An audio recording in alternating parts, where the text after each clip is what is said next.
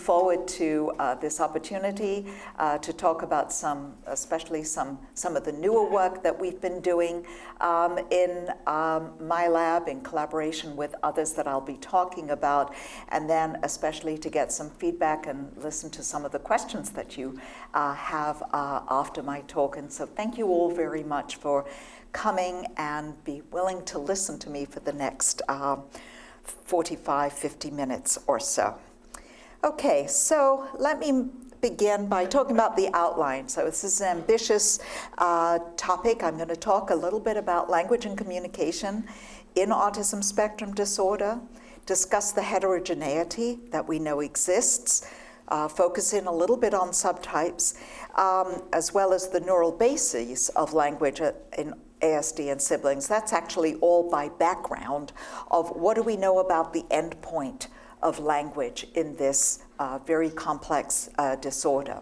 I'm then going to switch to thinking about what's really in the title. Well, what are the origins? And I always say about my career, I started at one end of the life cycle, focusing on the endpoint of language, and I've been able to move my way back in time as new paradigms and new tools have become, and new opportunities for collaboration, I should say, have become available. I'm going to talk about then, for the rest of the talk, the work that we've been doing in our high-risk or infant sibling study, focusing in on the development of speech perception, asymmetry in the neural response to language, language processing in high-risk infants, and looking at contributions, that should really say, to language development, looking at both infant and mother contributions, and end by discussing our future directions. Okay, so let me talk about language in autism, okay? The DSM-5, in their wisdom, and I mean that in a very positive way, I absolutely applaud what they have done, have basically taken language out as a core impairment.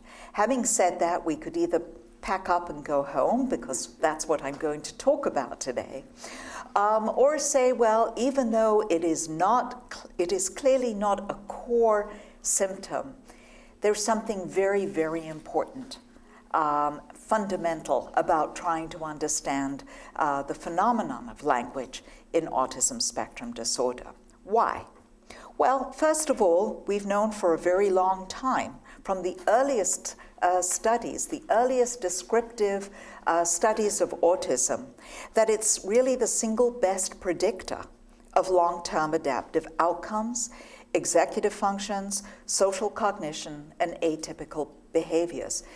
Children and adults with autism who have better language also have better outcomes, better executive functions, better social cognition, and fewer atypical behaviors. So it's really the most important predictor over and above IQ itself. Effective behavioral treatments, particularly the ones we know that are the most important, ESDM, Early Start Denver Model, ABA, have the most significant impact on language. What they're able to do best in early intervention is to change the trajectory of language development and really show very rapid gains in this domain. For parents, the child's ability to speak is really the most important factor. That's what they're looking for. If their child can communicate with them, especially using spoken language, that really makes a difference. They feel that they can cope better. They feel that impacts on their own well-being. The genetic liability for autism includes language impairment, and in fact, genetic studies that have basically subtyped their sample on the basis of the certain language phenotypes, such as age of first words or age of first phrases, have actually been the most successful in identifying some risk genes for autism than when they haven't subtyped on language. So language is basically terribly important. So yes, we're here today to talk about a comorbid aspect of autism, not a core symptom, but it's arguably, I think, as important as the core symptoms themselves.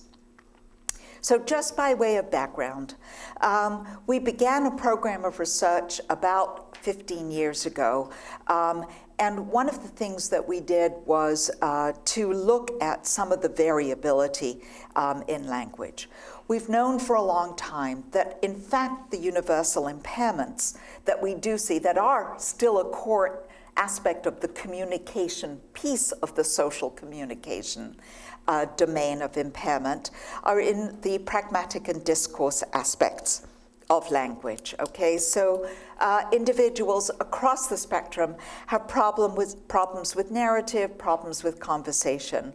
And this is part of the core impairment. And we have done quite a bit of research, and so have other people, to suggest that this aspect of social communicative impairment is related to aspects of theory of mind, including some of the precursors to theory of mind development. I'm instead focusing on the structural language aspects, and here is where we see enormous heterogeneity. About 15 to 25%, we really don't have a good handle on this right now, are what we call the minimally verbal. They have almost no spoken language skills. The largest group make up the verbal. They do acquire some spoken language, but they remain behind their peers. So they still retain impairments in language relative to their peers. And this is the group that I refer to in my talk today and in some of the papers that we write as the ALI, which stands for Autism Language Impaired. But then there's a group of individuals, maybe 25%. I think this is a group that's growing relative to the rest of the population, who have intact language. So they have good articulation, intact phonological processing, and they're at their age. They're matched to their peers in terms of their vocabulary and their grammatical abilities. This is the group that we call ALN, Autism Language, but Language Normal, meaning that they have intact structural language skills, okay? This is some early work we had done on these different subtypes, the ALN versus the ALI group, that I had done with a postdoc at that time, Margaret Kjelgaard. We published this work in 2001. She then left the field for a research field for a decade, focused her work as a speech-language clinician, and has recently come back to research, and we're now coming back to collaborate on a number of projects together.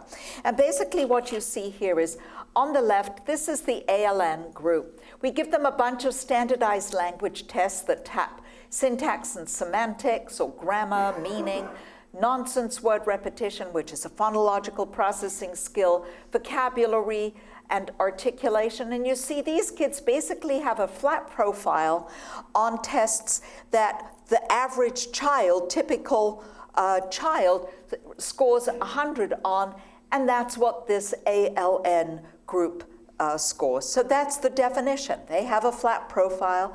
Their language, structural language skills on tests like this are at the average for their age. But this is the ALI group, okay? And this is actually the data that come from the children that have IQ scores above 70. And what you see is that actually they are at age level. They're between 5 and 14, and their articulation skills, their ability to articulate speech sounds in words, pronounce a B, pronounce the vowel sounds, etc., is actually quite okay, okay? They are somewhat impaired in non-word repetition, phonological processing, and vocabulary, and they show the most pronounced impairments in higher level syntax and semantics. And this is an intriguing and distinctive profile. It's what defines them as language impaired. And what we proposed in that original paper was perhaps this group of children with SLI are similar to children who have a different neurodevelopmental disorder, specific language impairment. Because when we look at kids with SLI who don't have autism, they don't have frank neurological damage, they don't have nonverbal cognitive impairments, they're not hearing impaired, and they don't come from extreme deprived environments. Nevertheless, they have great difficulty acquiring language, they're delayed in the onset, and they show when you give them at the age of 5 or 6 the kind of standardized language tests that we gave our children with autism, they show that same profile across that uneven profile. So we said, oh, maybe kids with SALI are like children with SLI. So there are 2 clinical diagnostic markers for SLI, for English-speaking children. One is problems in non-word repetition, where they listen to nonsense words and they have to just repeat them back. And also the marking of tense, where if you say, so here's a doctor, what does he do? Well, a child with SLI will say, he study, or he make children cry. Naturally, that's what a lot of our children said about doctors. So for the doctors in the room, that's what you should know children are saying. Well, what do they mean by that? What's wrong there is that they've forgotten to put on the word the S, the makes children cry. Anyway, we gave these kind of experimental tasks to children with autism, and we found that the children with ALI showed the same profile of difficulty on tasks that tapped non-word repetition and tense marking. And it was the same pattern of performance, saying that they weren't as good, their correct responses were lower. We also found that they showed the same kind of error patterns. So we argued that ALI, children with autism and language impairment, which remember makes up the majority of the population, essentially have autism plus a comorbid SLI. We then went on to ask the question, well, what about their brains, their brain organization for language? And so we've been looking in particular, we know that in the cortex, there are 2 main areas that are then connected by some important long-range fibers. In the frontal area, what's called Broca's area, in the frontal regions of the brain, and then in the posterior area, Wernicke's area, in which the planum temporale is a central feature. And in our structural studies then, what we're doing is asking the question, well, what's the volume of these areas? Are they the same size, or are they smaller, or are they larger? And also, what about asymmetry? In healthy people, the vast majority, over 95%, even left-handers, the majority of left-handers, these structures are larger in the left hemisphere than they are in the right. So we have this asymmetry. Okay, and then functionally, although in fact these regions are important in processing language in both the left and the right hemisphere, there is a privilege to processing language in the left hemisphere in these particular regions. Well, let me talk a little bit about the structural studies that we have done. So originally, the first study that came out a decade ago by Martha Herbert and colleagues, and then we followed this up in a new sample. What we found was that there's reduced left hemisphere or even reversed asymmetry in the frontal areas of the brain. Okay, and I'll discuss that in relation to this graph in a minute. But we also found that there was exaggerated left hemisphere asymmetry in the more posterior, that planum, that orange area on the previous grant, the planum temporale. So what we did, this is the data from the follow-up study by DeFossi et al. But we actually had 4 groups here, and so did Martha Herbert, who actually had children with SLI in her original sample, who she was comparing to children with autism. And here what you're seeing in red are the typically developing controls. The purple are the ALN group, who don't have structural impairments. The green are the children with autism but with language impairment, and the blue are the SLI children. And what you see here is this overall group reversed asymmetry in Broca's area. It was a quite extreme sample in this study, and a smaller sample. In a larger sample, we usually just see reduced asymmetry, and that's been replicated in other labs. But we saw this exaggerated left hemisphere asymmetry in the posterior regions, and that we've replicated that a few times in our lab. So we saw that the neural organization, or at least the structural piece, in children with ALI, in particular, in autism with language impairments, was traveling along with the kinds of atypical patterns that we saw in children with SLI.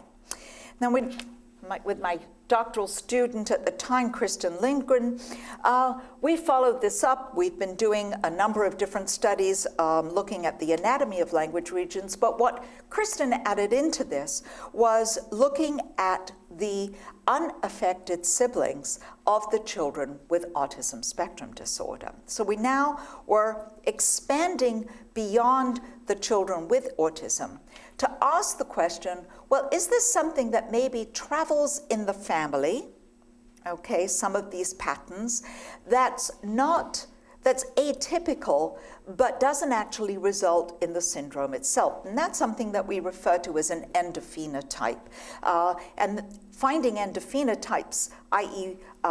Markers of a disorder that travel in the family but don't necessarily result in the disorder itself, can be extremely important and useful for helping to identify the underlying etiology, particularly teasing apart some of the genetic risk factors for the disorder from additional contributions to it, either additional risk genes or non-genetic risk markers. So in her work, what we did was we had a group of boys with autism, typical controls, and siblings.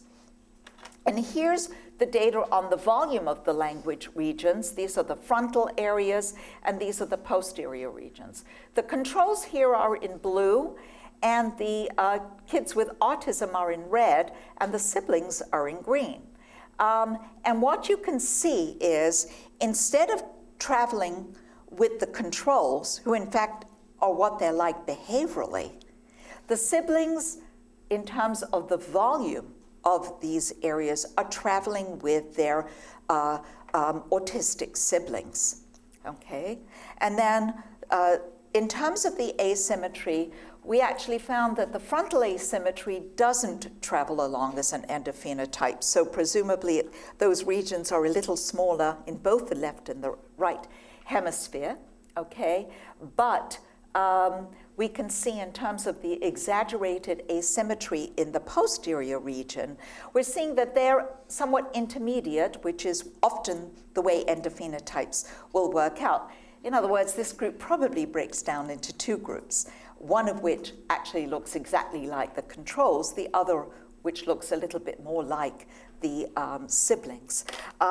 So that's by way of saying, we see then that autism has this interesting atypical brain organization, and it's something that's traveling in the families. So now let me move into the second, and perhaps that was by way of background to what we're going to see in terms of the origins in infancy. Okay?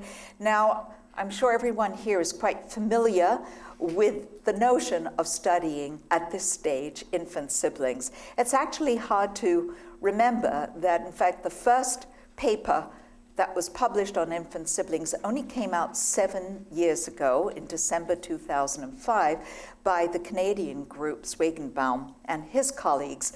I think we all think that this has been going on for a very long time, but it truly hasn't.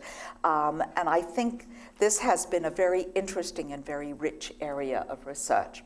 So the idea here is to, there's lots of reasons for studying infant siblings, but I think we all began by asking the question, how early can we see risk markers for autism before the onset of the full-blown disorder? And we want to distinguish in our work between those things which in our group we call the positive risk signs. And those are signs that show a high degree of sensitivity and specificity for diagnosis. And whereas we all thought maybe we'd find some very obvious positive risk signs very early in the first year of life, especially of those of us who thought, oh, well, we're experts, we're bound to see it. I think we know most particularly, I think that's what's been so important about the your projects going on here. That really has been a much harder thing to find. But we want to distinguish them from the endophenotypes. We're all studying high-risk infants, okay? So they're infants that are siblings, just like the siblings in the study I just mentioned. And we're interested then in what do we see that may be different in these infants, but may not necessarily be predicting to diagnosis. And I think distinguishing between that is a crucial part of what all of us in this world of the infant SIB research are trying to do. We're very interested in early developmental trajectories prior to diagnosis. And in the work that we do, and most of the other teams, we're comparing high risk and low risk infants. In our work, we're careful always to control for birth order. So we don't have low-risk controls who are firstborn children. They're always second-born children as well, or third-born, but who have a much cleaner family history, if you will. At this point, we're expecting 15 to 20%, closer to 20% of our infants to go on to have ASD or other neurodevelopmental disorders based on the estimates of other studies. This is an overview, and for me to say that this work is a complete collaboration with Chuck Nelson from Children's Hospital Boston, and we actually carry out all the work at Children's. And it's been a fantastic relationship because Chuck and I bring completely complementary expertise to this enterprise. He was a world-class infant researcher and developmental cognitive neuroscientist, and I brought the autism piece to the project. So it's longitudinal. We see our kids in the lab many times. We do lots of behavioral measures. We're doing experimental eye tracking for both faces. He's also an expert on the development of face processing, and I'm the language piece. So you can see in everything we do, there's faces and there's language. And we're using a number of different experimental methodologies. We do eye tracking, we do electrophysiology, and we're doing now some functional NIRS work. And we also, between 6 and 18 months, we send the families home. Actually, we do a home visit with this, with cameras, and we ask them to send us home video diaries, and we also have online written diaries between 6 and 18 months, okay? And I've highlighted in red the parts of the project that I'm going to talk about today. And what's wonderful about collaborating with Chuck is that you could bring him here, and he could do a complete talk on his own on all the other parts of the project itself. This is just a project, this is a slide to show you how overwhelming this all is, because this is what we're doing with the project at all times. Don't bother trying to read it. Okay, so Let me begin by talking about the origins of this atypical brain organization for language. So we talked about how studies of older children and also adults show this atypical brain asymmetry for structural and functional organization for language. I didn't talk about the functional piece, but there is plenty of data on that too. Well, not plenty, but a couple of good studies. And as I said, the structural differences, we don't know about functional differences in older siblings because no one's done that work. And the question is, how early can we see this in infants? To what extent is it an endophenotype or something like a positive risk sign? And so what we're using to tap this is electrophysiology. We're doing event-related potentials. That's what ERP stands for. Looking at that as well as the EEG signal itself to speech sounds during the first year. I'm going to start by talking about the work that's been spearheaded by my doctoral student, Annie Siri. So what we do is we're basing our work on a paradigm that had been developed by Patricia Kuhl.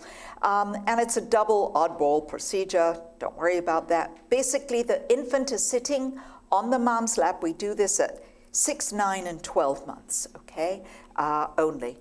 And the baby sits on the mom's lap, and they're watching somebody blow bubbles. That's just to keep them as still as possible. The mom's told to try and keep the baby still because when you're collecting that EEG, you can't have too much movement going on. It's a little forgiving, but not a lot forgiving.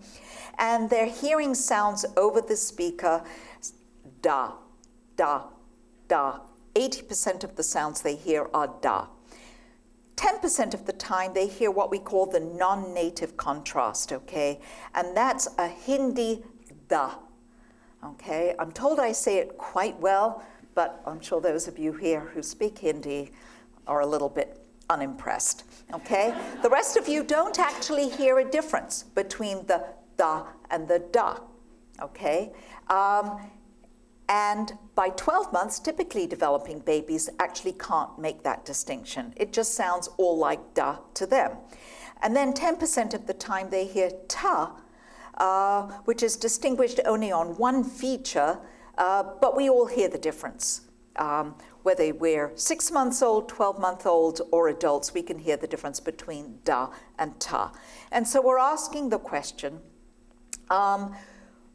do we see, the babies are listening to this, and what does their brain tell us the baby's able to perceive in terms of differences? Okay. So, what you see here on this side, to the left in blue are our low-risk controls, and we try as much as possible in our graphs, in our figures on the ISP, that low-risk controls are blue, high-risk are red. What you see here at the top, these are the 6, 9, and 12-month-old babies, okay? And what you see here is that the dashed lines are what we call the deviants. That's the deviant speech sounds, the da and the ta, look different from the standard at 6 months in both groups of infants, okay? They're still looking different from the standard at 12 months, at 9 months. By 12 months, what we're seeing is that the Hindi da is traveling now, is not significantly different from the standard da, and we see the same in both groups. So actually, speech perception abilities are developing the same in both the high and the low-risk infants. This is an early part of the ERP signal. This is at around 150 milliseconds. That's called the P150, but you can see there's a range. This is time along the axis here. Now, we then actually start to look at the late slow wave, the part of the signal that's a little bit beyond this piece. The reason we look at that is that that part of the wave is sensitive to asymmetry. Okay, what you see here is that there's no difference between, one is the left hemisphere, one is the right hemisphere, okay? There's no difference at 6 months in either group they're responding in the same way. By 9 months, we're seeing a significant difference in the response of the two hemispheres, okay, which continues at 12 months in the low-risk infants. But that's not seen in the high-risk infants. So they're not showing the same development of asymmetry for the functional organization for language at this in the first year of life. This is to show that at 12 months, these are our lowest controls, actually asymmetry correlates quite significantly with a parent report measure of their language. So there's quite a close relationship between brain and behavior here. Those children who have greater asymmetry actually seem to understand more language at 12 months, okay? No such relationships. This is not a significant relationship at all. Another way of putting that is, yes, they're showing this atypical asymmetry. And what I forgot to say is, the data you saw are the same whether you put in the infants who have a positive outcome, an autism outcome, or whether you don't. And I think the data I showed you here are the ones who don't have an autism outcome. The point is, it doesn't matter in terms of behavior. It's not a marker of a problem because their language is not traveling with this asymmetry. You can have just as good language, even if you're not showing this asymmetry, if you're in this high-risk group, okay? We then followed this up at 18, 24, and 36 months. Instead of listening to speech, they're now listening to words, okay? Because, of course, by that point, children have already acquired a fair amount of language.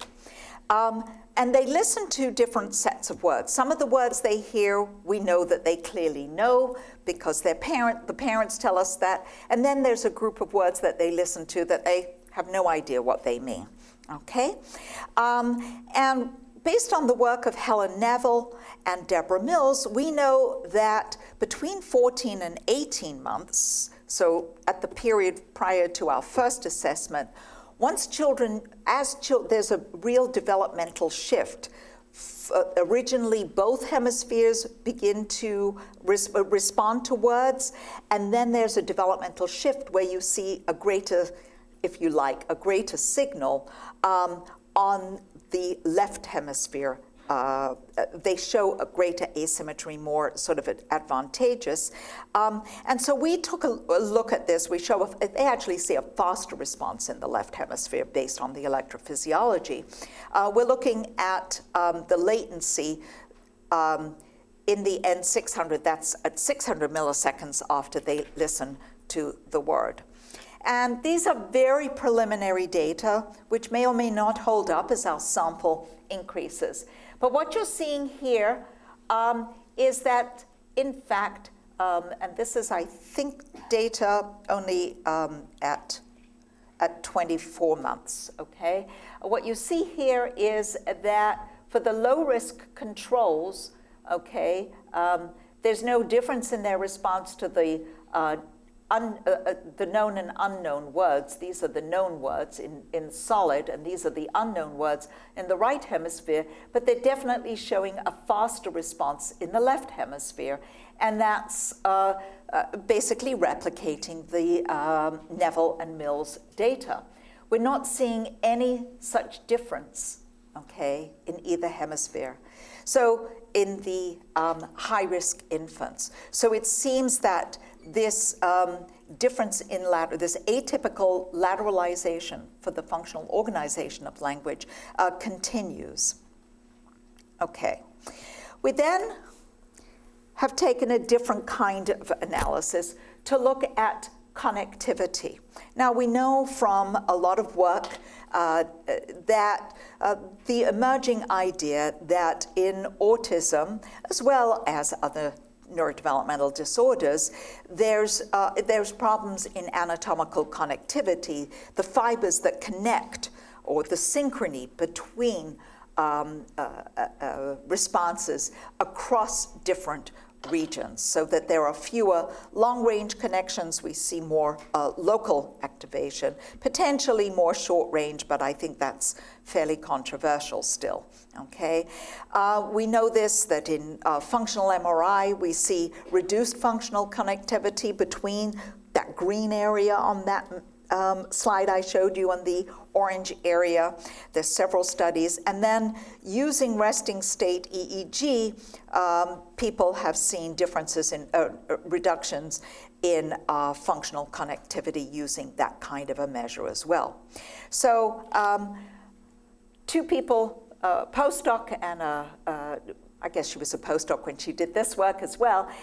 Adrian Tierney and Julia Righi have been looking at this in our data. So what they've done is to look at connectivity, taking our speech EEG signal and then honing in on one part of the raw EEG signal. Well, it's not raw, it's been processed into the gamma band, which is quite sensitive in the higher frequency to as a connectivity measure. And we're looking at this as a measure of event-related coherence between the leads in the frontal and the posterior region. We're looking at the strength of the connectivity or the synchrony between those two regions. But this is just to show you, again, this is quite preliminary data, and we're still playing around with exactly which parts of the E, which leads we should be investigating. But what you see here is, this is developmental change between 6 and 12 months, okay? And what you see is that there's increased gamma coherence in the left hemisphere between 6 and 12 months in the response to the speech sound in the low-risk infants in both the left hemisphere and the right hemisphere. And what we're seeing is in the high-risk infants, no change in the left hemisphere, and in fact a somewhat decreased asynchrony, although that's actually not so. It's just that it's particularly significant at 12 months here. So this is another way of saying that we're still seeing it using a different kind of measure, an atypical response to language. Now it seems we're focusing on the on this functional connection between frontal and posterior areas of the brain that are critical for responding to speech signals. We're then looking at, I'm switching gears now to a different paradigm and a different technology.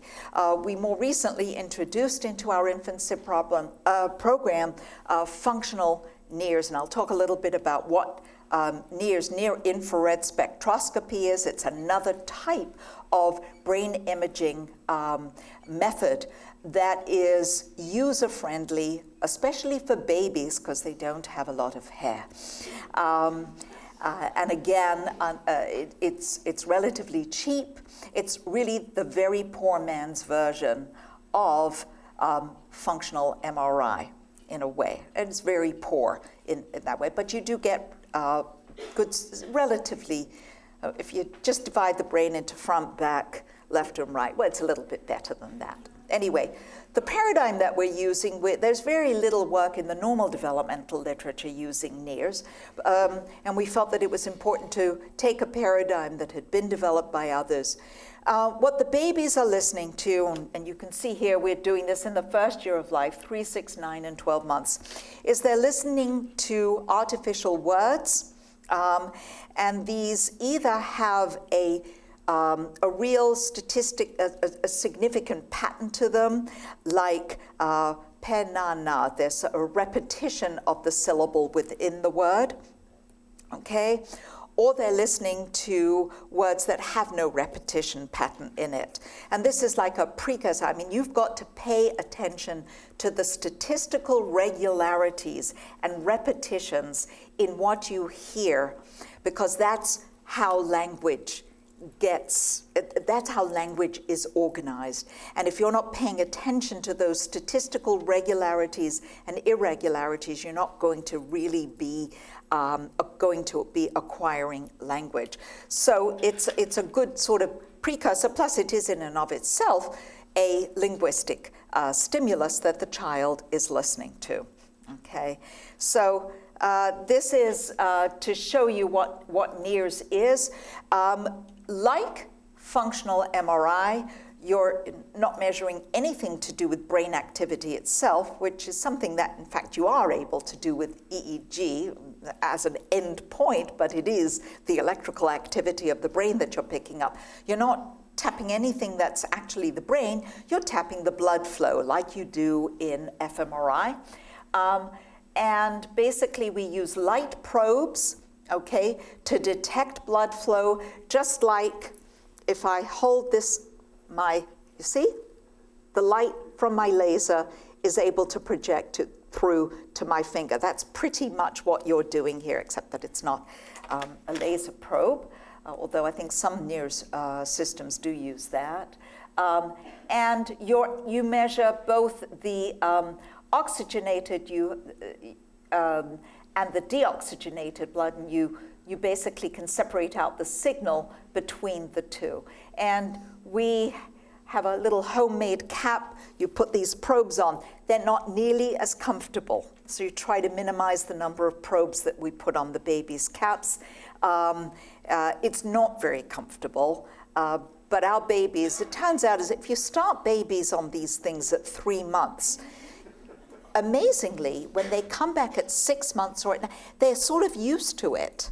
I mean, you'd think they'd only had it once for maybe 40 minutes, but it turns out those babies do much better than if you bring them in when they're, let's say, 9 months, they've never had this before, they don't like it as much, it's much harder to do.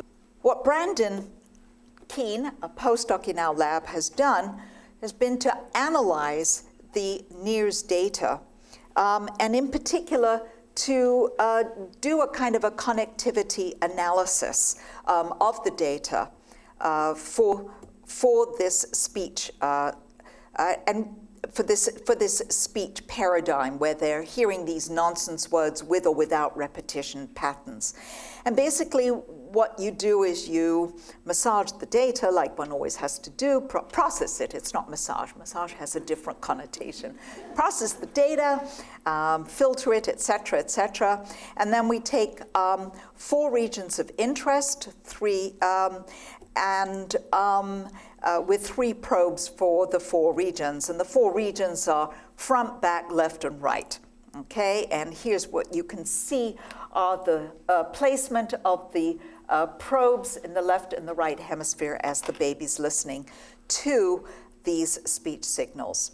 And this is a little bit of a tricky slide to read. Here on the top are our low-risk infants, and this is very preliminary data based on small numbers. And here's the high-risk infants. And this is age 3, 6, 9, and 12. And the warmer the color, okay, the higher the correlation between the response in these regions. So it's a statistical correlational measure that we take as a proxy for connectivity, okay, which is pretty similar to the way people have done this kind of work in fMRI studies as well. And the warmer the color, the more the connectivity. The higher the correlations, the greater the connectivity.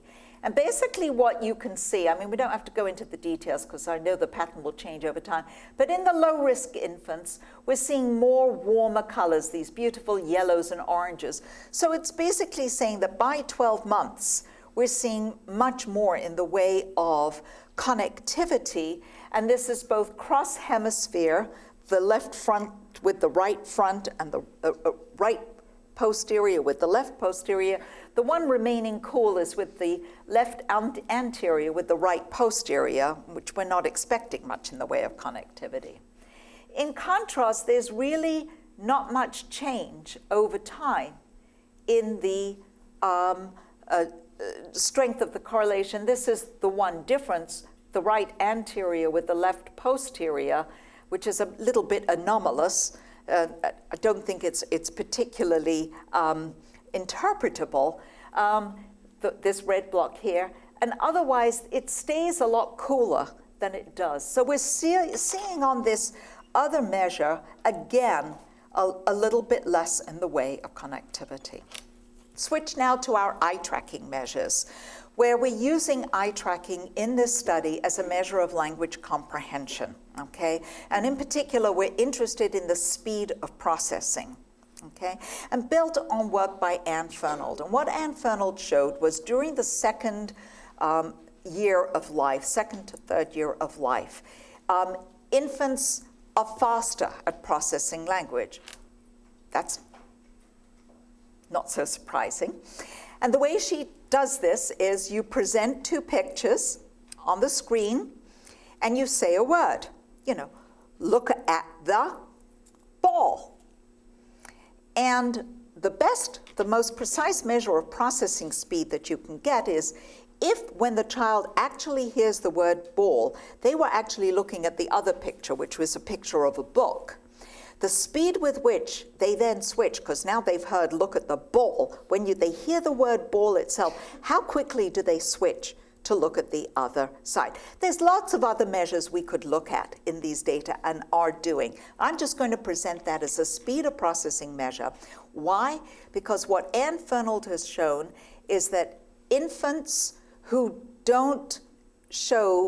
are slower in their response time are at greater risk for SLI, specific language impairment, or language delay in the third and fourth year of life. Okay, it's actually quite an interesting predictive measure. So this is, the analyses have all been done by another one of my doctoral students, Maya Chita. And you can see, so this is just the trials, you know, they see things on the screen, and then the pictures remain on the screen and they hear the word. At this point, after they've been able to look at the pictures, now they hear the word and it stays up, and we're measuring the time course of their looking behavior. And these are the preliminary data that we've gotten at 18. We do this at 18, 24, and 36 months. And what you see here is this is, you know, time across here, and these are our low-risk controls, and these are our high-risk infants. And this is the amount of time after they've heard the word that they are able to switch to the other screen. Well, of course, initially they're just still looking, and these are only data when they've been looking at the wrong picture. And what you can see is among the low-risk controls, they get faster and faster between 18, 24, and 36 months. And that's a nice replication of what Fernald found. And what you see here is that at 18 months, the high-risk infants look like they're pretty good. They're looking like the low-risk infants. They show a little bit of advance at 24 months, but they're not showing any more increases in processing speed at 36 months. We're not quite sure what that means at this point. We still need to explore lots and lots of things, but the point of that dreadful slide I showed you early on about the complexity of this project is that it's a lot of work to get beyond this, and she just produced these graphs very, very recently. But even these high-risk infants, we know that they are at higher risk for language issues. And maybe processing speed is a little bit sensitive to that.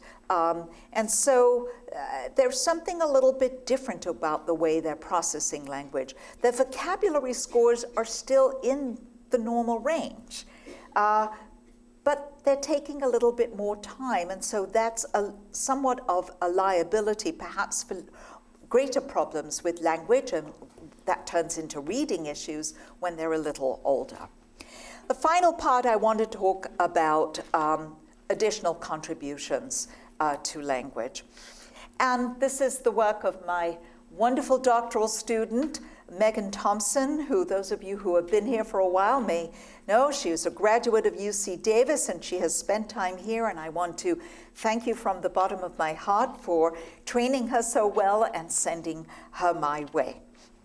Okay, so what we know is that infant gesture, communicative gesture, pointing behaviors, nodding and shaking your head, waving bye-bye, all those gestures, gesture predates language, and the more you gesture, and the greater variety of gesture, that's the best predictor of language development in all children, including children with ASD, and we and other groups have demonstrated that repeatedly.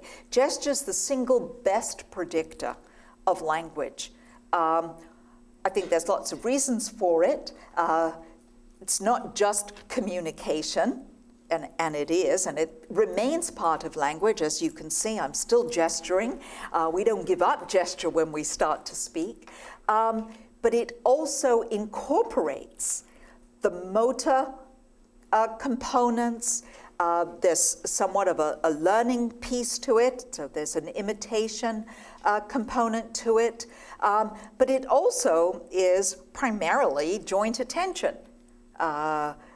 Expression of joint attention. So when I say it's the best predictor, I think it's because it incorporates multiple components. It's not to deny the significance of everything else. And what Susan Golden-Meadow has shown is that maternal gesture, we've always known that the mother's language predicts their child, the rate of language development in their children. All typically developing children with no risk for other problems will learn to speak, but the more a mother speaks to their child, the richer their language is going to be and affects their time, the onset and rate. But what Susan Golden-Meadow and Melissa Rowe have shown is that not only mother language, but actually the more mothers gesture to their children in that period, that first year of life and the early second year of life, is also an independent or over and above contributor to child language. So what Megan looked at was, well, to what extent does maternal gesture predict infant language in high-risk infants? So we coded infant gestures from the observational assessment, but also from a mother-child play session, and mother's gestures. So we coded the infant gesture and the mother's gesture at 12 months, and then we're using language outcome at 18 months. Okay, and that's taken from the Mullen, which is a standardized developmental assessment. So we're asking the question, does infant gesture predict later language, and does mother gesture predict later language? And this is just to say the kinds of things that we're coding, and these are pretty pictures. If I was adept at showing videos, I would show them, but I don't. So here's the data, again, blue low risk, red high risk. These are somewhat earlier, but we've definitely replicated this. Infant gesture at 12 months in the low risk infants is nicely predicting language at 18 months. And actually we see the same, although there's greater variance in the high risk infants.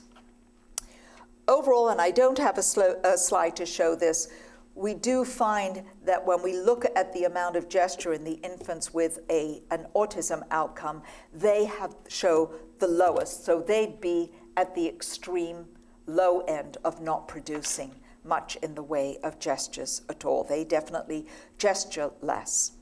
Then we looked at maternal gesture at 12 months predicting to language.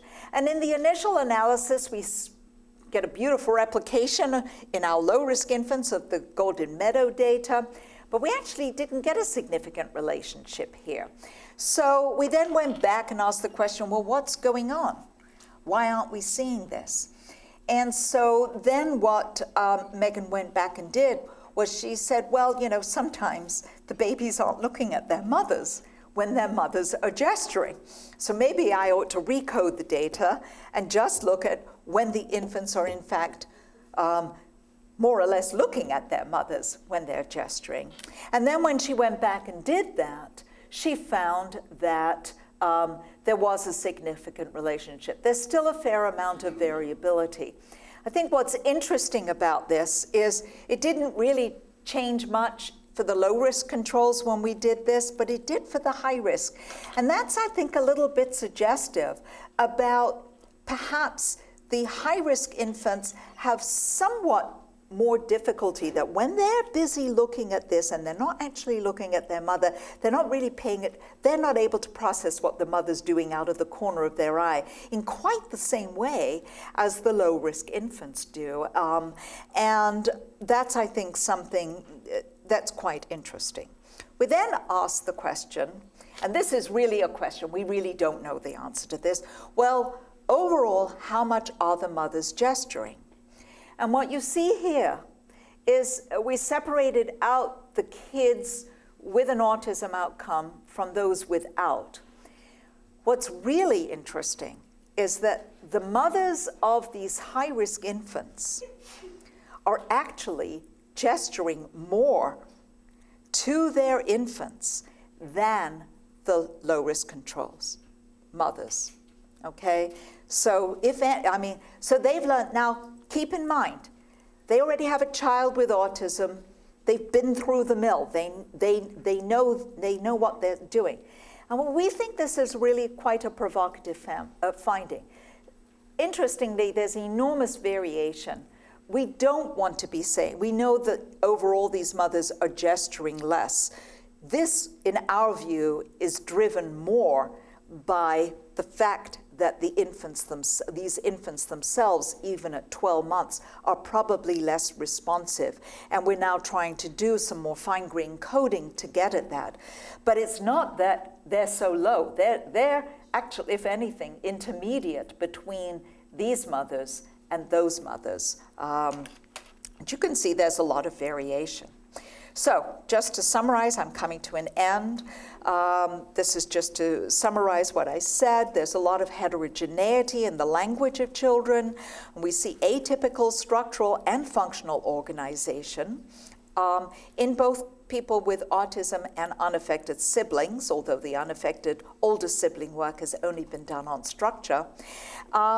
We see this emerging very early in infancy. And I think that's interesting, important, and surprising, but it's emerging as an endophenotype that's not necessarily traveling with any behavioral deficits, okay? We even see not just atypical asymmetry, but some preliminary evidence for reduced connectivity in the siblings that may also be an endophenotype. And again, seeing this emerge fairly early. Whether this resolves as the children get older is something, obviously, that we need to be pursuing. There's slower processing speed by age 3, and that gesture, both infant and mother gesture, is a strong predictor of language, not just in preschoolers, which the earliest studies on this showed, or toddlers, as some of our studies and others have shown, but in fact going back to the infant period. What I want to say is, it's just beautiful this afternoon sitting with Lori Vismara and looking at the parent training of the ESDM program, and they've got it all there, and there's a separate unit. I mean, even though it's incorporated in everything else they're doing, but there's a separate unit on helping parents recognize the importance of gesture along with everything else in those for the early children. Future directions. Oh, we've got so much to do, guys, and just not enough time to do it. We want to look at the longitudinal growth trajectories in all our measures. We want to integrate our measures much more so than we have done. You could sort of walk away from here and say, here are all the gaps in Helen's talk. Looking at, I've talked about all the language pieces. We're also seeing some atypical asymmetry patterns emerging in our high-risk infants in face processing. and I'm not going to talk about that, but the question is, well, do these travel together or not? Is there some relationship going on here? We think we're seeing a lot of things that are different in high-risk infants during the first year of life, none of which are really positive markers, if you will. So we're trying to pursue now some sort of an aggregate or cumulative risk model across our measures, and perhaps try to integrate these. And we've actually already started this with some work on this with people at Pat Levitt's lab in USC with some of the genetic profiles of our high-risk infants. So all I can say is thanks to you, and also to the people who have been funding our work all these years, my major collaborators in the studies I've mentioned here, all the staff and the students in my lab and at Children's Hospital. And here's a picture of our infant sibling group, which should be somewhat familiar to David. Picked this one of the many, but it's a great photograph. And then finally, of course, and I know I don't have to remind you, it's the wonderful children, our amazing, amazing families who have done so much to really let us look into their lives and learn so much about them, and inspire us to continue the work that we're doing. And thanks to you again.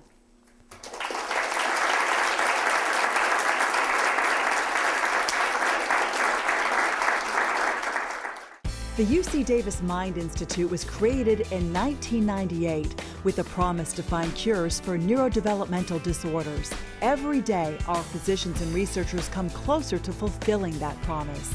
Their groundbreaking research on autism, Fragile X syndrome, chromosome 22q11.2 deletion syndrome, ADHD, and other brain disorders are helping children achieve their fullest potential.